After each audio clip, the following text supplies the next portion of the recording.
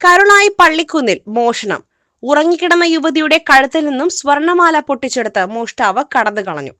മോഷണത്തിന്റെ ദൃശ്യം വീട്ടിൽ സ്ഥാപിച്ച CCTV-യിൽ പതിഞ്ഞു.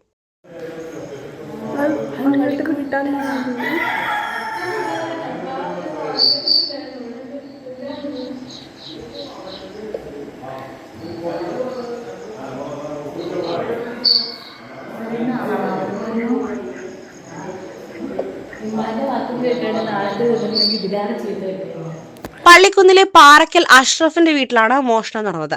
ഇവരുടെ മകൾ ഡോക്ടർ ഷംനയുടെ 3.5 ഗ്രാമോളം തൂക്കം വരുന്ന മാലയാണ് മോഷ്ടാവ് പൊട്ടിച്ചെടുത്തത്.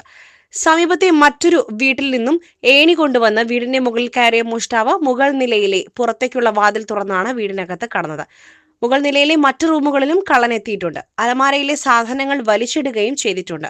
സംഭവം നടന്ന ഉടനെ തന്നെ പൂക്കോട്ടുംപാടം പോലീസ് സ്ഥലത്തെത്തി പരിശോധന നടത്തുകയും അന്വേഷണം ആരംഭിക്കുകയും ചെയ്തിട്ടുണ്ട്. കഴിഞ്ഞ 1 മാസത്തിനിടെ കുറ്റമ്പാറ, വലമ്പുറം ഭാഗങ്ങളിൽ സമാനമായ രീതിയിൽ മോഷണ ശ്രമങ്ങൾ നടന്നിട്ടുണ്ട്. Gold, pure gold. Group Nilambur.